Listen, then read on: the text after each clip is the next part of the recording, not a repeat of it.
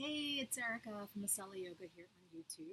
I'm sitting out here on this lovely sunny day out here in North Carolina at my mom's house and lovely rose garden in the back. So today we're going to talk about part three of how to have your downward facing dog, your proper alignment. And this thing, it depends. Depends on whether you're someone who tends to collapse the chest inward or if you tend to hyperextend by sort of poofing the ribs out. So, I'm going to show you both things. Now, in a lot of downward facing dogs, people often tend to hunch in the back. Like if you see this rounding, I'm kind of doing the best I can to show you. There are some people who do the opposite, where they tend to hyperextend and rather flare the ribs forward. I don't know if I'm the best at doing that, so I'm trying to show you. So you don't want too much of a hyperextension. You don't want too much of a rounded turtleback. You ideally want that very neutral midsection where your tailbone is lining up the crown of the head. Again, easier said than done.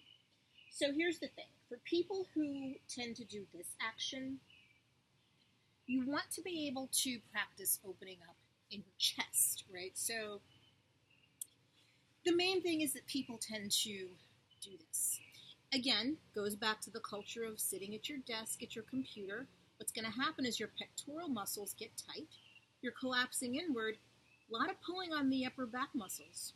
You want to be able to let your collarbone smile, which is not so easy for people if they are tight in the chest muscles. So, one thing that you can do is interlace the fingers behind the back and really begin to bring those fists down. Feel the spreading of your chest. Feel the spreading of your collarbones, opening in the chest. If you're really tight, it can be a challenge. Again, make sure that you breathe. In fact, let's take a few breaths together. Inhaling and exhaling. Inhaling and exhaling. If you do this throughout the day, you'll start to notice more of an open sensation in the chest. Also is helpful with the openness in the shoulders, of course. And on that note, there's another way that you can do that same shoulder chest opener in your child's pose, a different variation of Balasana.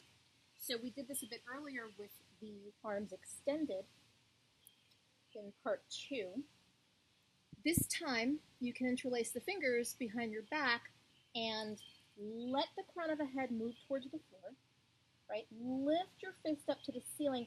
Also very important, or in this case, the sky. But important not to let your shoulders collapse towards your mouth. Let your shoulder heads lift up and away from the mat, and then float your fists up to the ceiling, right? So as I'm doing this, I also notice that not only will this help you to open up in your chest and your shoulders, but also will help you to open up in your biceps a bit. Now, for people who have the opposite issue, where they tend to sort of poof up the chest and flare out the ribs, you want to be able to take these bottom ribs, right? Knit the bottom ribs down towards your pelvis. Some people don't like to use the language of knitting down, but think of just creating a little bit of a closer gap between those bottom ribs and the top of your pelvis. It's subtle if you can see that. Less flaring outward, more bringing it in. So for those people who have that issue, one of their issues might be that they're actually tight in the back, so it tends to be the opposite. Those people actually might need to do a little bit more of a back stretch. So one thing that's excellent for that, and really it's just excellent in general, are cat-cow movements. It's great for the flexibility of your spine. So to show you that again, you would inhale to your cow pose, right? This is where your belly dips and your heart lifts up. You can exhale as you round your cat pose, allowing your navel to lift up to the spine, supporting your spine, supporting the lower back. Inhaling to your cow. And then exhale to your cat. Now you can do this a few times, right? It's actually said that youth is determined by the flexibility of your spine, not your age. And if I'm not mistaken, it was Joseph Pilates who said that, and there's some truth to that because I know people who are like 30 and very stiff in their spine, and so they tend to act like what we would, move like an older person. And I know some people who are in their 60s and have an excellent yoga practice, and their spines are very flexible, and so they move around more like a 30-year-old. So it's important to keep your spine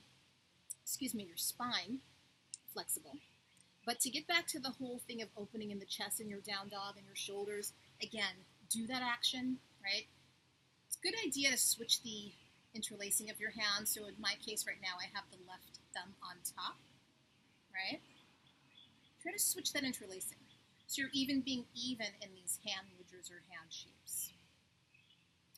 So the next video, I'm going to go over the hamstrings and the importance of those in your downward facing dog. So please come back for that. It's a gorgeous day. Be well, enjoy it, and see you next time. Peace.